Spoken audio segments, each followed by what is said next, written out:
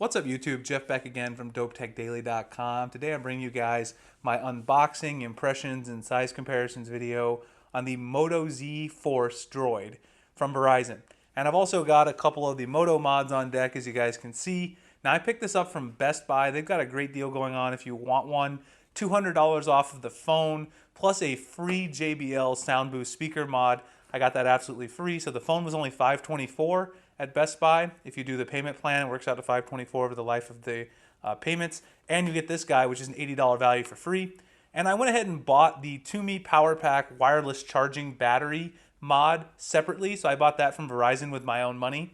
I'm going to go ahead and open these up in this video, let you guys see what they look like, just give you some size impressions. I'm going to do a separate short video on each one, talking about how they work and sort of performance after I've used them a little bit. So look forward to that coming up on the channel. Maybe tomorrow or the next few days, but I will open them up here at the end of this video and show you what's going on. So let's get into the phone itself, and then we'll get back into the mods. So here's the box itself, Moto Z Droid. You can see you've got some Verizon branding, some Moto branding. Package contents, you get the Moto Z Force Droid Edition, 4G SIM, which is already installed. The guy at Best Buy unfortunately opened up the phone already for me. I hate that. You got the turbocharger, quick reference guide, product and safety warranty. Now you also actually have inside here a style shell, which I don't know why they didn't list that on the contents, but I did see it when the guy opened up the box. So let's go ahead and open it up. We'll go ahead and have a look. So you see here we've got the phone itself right there. Very, very nice. You can see it's already got some fingerprints from when he took it out of the box to make sure it was activated properly. Sit that to the side for a minute. Let's check out what else we have inside the box. I'm going to put the other packaging here to the side for a moment. So if we go ahead and peel this off, yes, you can see right here, as I mentioned, you do get a style shell. So this is sort of the dark wood. I don't know exactly what kind of wood you would call this or what the name is, but there aren't very many style shell available. I don't even know if there are any available on Motorola. I'm going to try to get a couple more when they actually go on sale. So it's good that they give you one in the packaging. He didn't take the plastic off that. So we'll slap that on there in a minute and I'll show you guys how that looks. Let's see what else. Anything else that's interesting? You got your papers in here. Meet your phone. Some garbage that, I'm never going to read. Just throw that to the side. And then we've got the turbocharger as usual. And one thing I don't like about Motorola's chargers, this seems to be the case with Motorola all the time. The turbocharger does not have a USB cable that sort of plugs in there. It's actually stuck to the wall outlet. I don't like that because now I can't detach the cable from the wall outlet. This has got USB Type-C, of course, as you guys can see right there. Turbocharging, I've heard this is very fast. I'll do some testing compared to the dash charge on the OnePlus 3, etc. And then what else do we got in here? We've got, of course, something very important right here.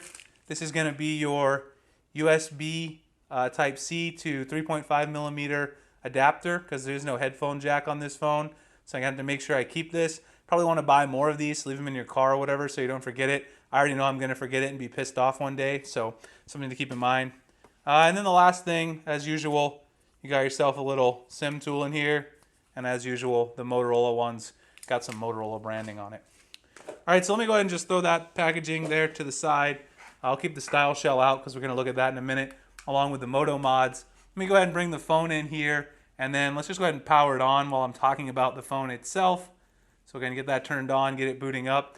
So the phone, of course, has got an all sort of really premium metal construction, as you can see. As I mentioned, the back has got sort of a weird texture to the metal that makes it collect these fingerprints. You've got the pins at the bottom for the Moto mod, so you can slap those on there. If you don't put one of the style shells on, you're going to have a huge protruding camera, which is one thing that a lot of people have noted about this phone in their initial reviews. As you can see, if you sit it down, it's not going to lay flat. In fact, there's a little bit of wiggling if you try to type on it with the phone laying flat on a surface because of that huge hump. You've got some DROID branding on there. One thing I do like about the phone, you've got differentiated buttons for the power, and then also the volume buttons are differentiated, so they're not just one long line for volume like some phones. The power button also has a little texture to it, which is nice. On the front, you got some Moto branding right there on the bottom. Fingerprint scanner, which I also showed you guys on the Moto G4 Plus. It's the same size scanner, but there's a couple of differences on the Z Force and the regular Moto Z. On this one, you can actually touch the fingerprint scanner to turn the phone on, as well as turn the screen off. So that's definitely a nice thing. You got an LED flash on the front facing camera, which is nice. You've got USB Type-C for your charging. No headphone port on the bottom, of course. And then also on the top, here you can see you've got your slot for the SIM and the micro SD up to 256 gigabytes. Also no headphone port on the top as well, as I mentioned. So that's pretty much a tour of the outside part of the phone. If we go ahead and take a look how it feels in hand, the phone feels nice. I got a chance to test out the regular Moto Z as well as the Force Droid. You can see it's still pretty thin, but the regular Moto Z, not the Force Edition, is so thin that it feels sharp in the hand. This phone does not feel too sharp in the hand to me. Feels nice for its 5.5-inch display size. I do have the regular Moto Z coming. Verizon's actually sending me a review unit of that phone, so I didn't purchase it. This one I bought with my own money, so I have it today. Their review unit's going to be a little late, so I'll have that one soon. Just for a quick tour of the software, as you guys probably have seen, the phone runs pretty close to stock. Of course, you do have some Verizon bloatware. You can see there's quite a bit. You've got Messages Plus, Verizon Mobile, Slacker Radio, voicemail, Navigator, Protect, all that stuff. And of course, you've got the regular Moto app, which will allow you to customize your phone. You've also got some Genies and Gems game on here, Verizon Cloud, quite a bit of bloatware, the Go 90 app. So there's quite a bit of bloatware. This is a Verizon carrier phone. If you go into the settings, though, the drop-down also looks very, very similar to stock Android, as you might expect. And if you go into the settings menu, also, again, very, very similar to stock Android. You do have this little part in the settings for the Moto mods. You can explore Moto mods, and then also, this is where you can get some more information, figure out if you want to buy certain mods. So I haven't even signed in yet to my Google account. So other than that, you've got the standard sort of Motorola things.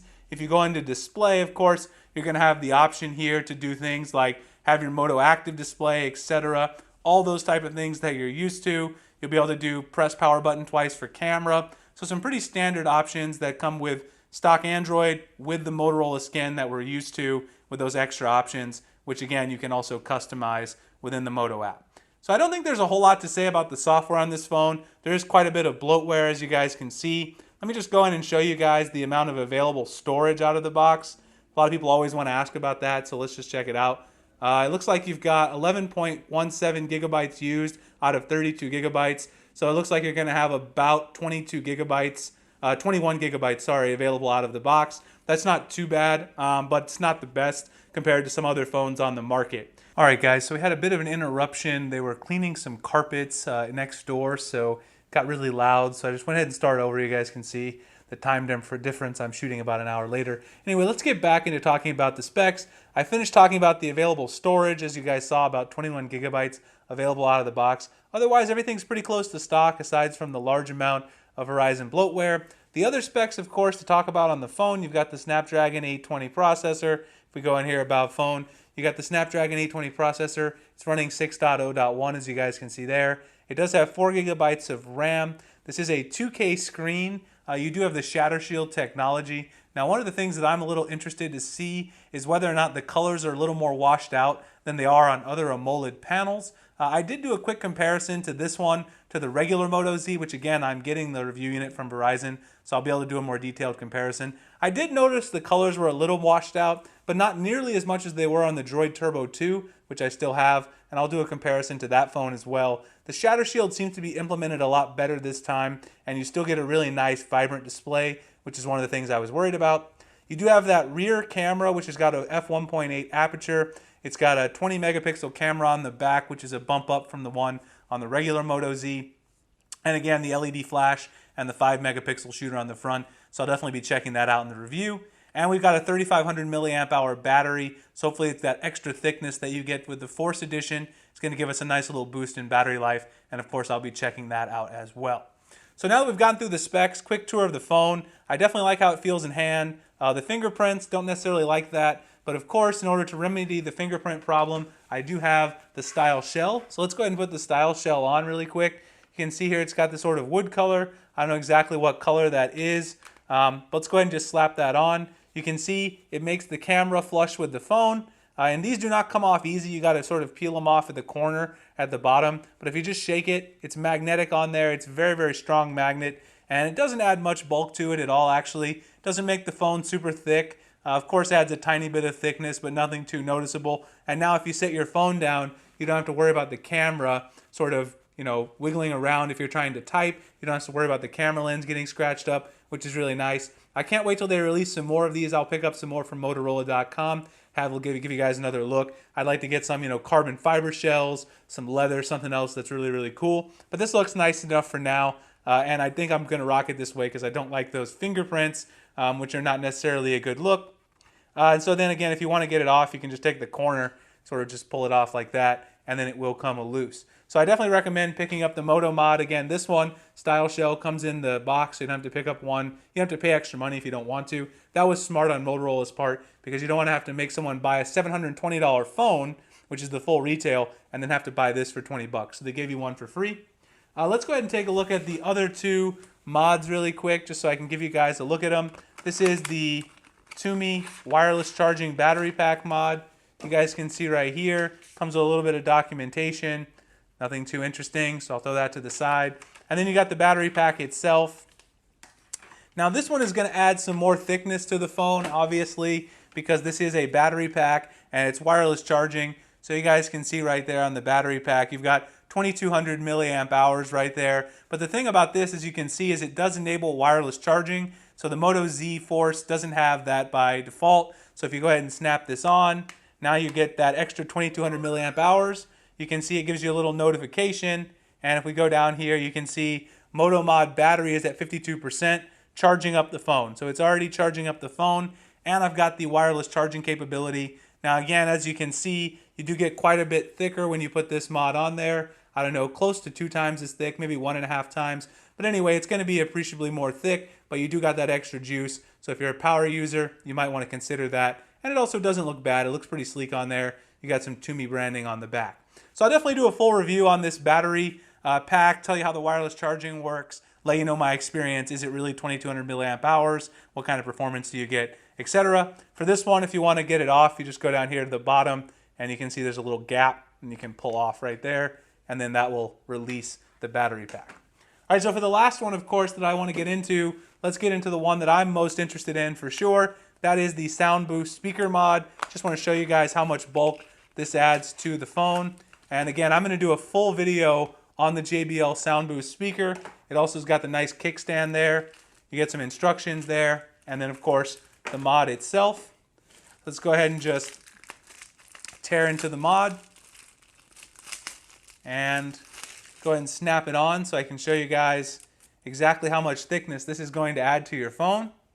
So if we snap that one on, you can see we get another notification. This one adds a ton of thickness. So this one makes your phone almost 3 times as thick. It gives a little notification saying I've added the Sound Boost speaker.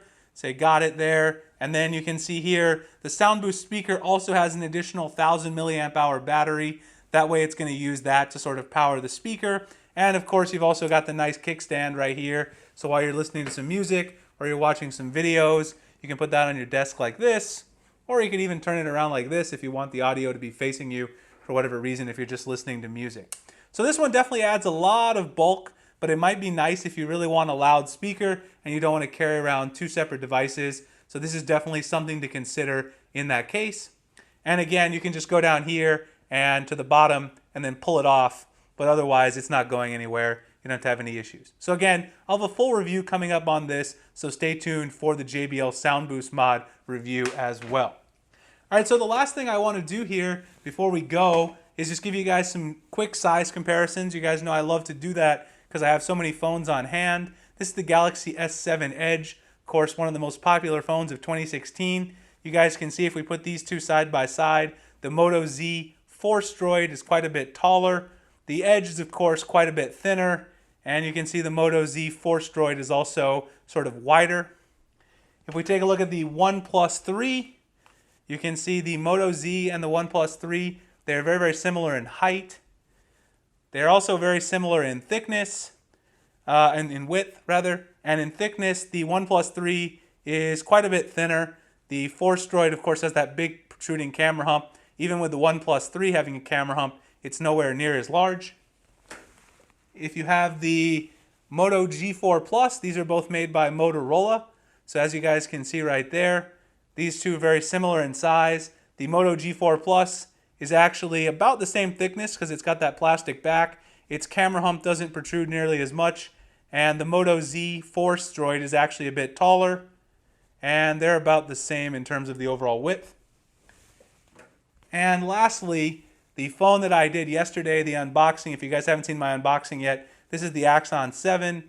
The Force Droid is quite a bit taller than the Axon 7. The Axon 7 is a bit thinner, and the Z Force Droid's a little bit wider, not too much wider though.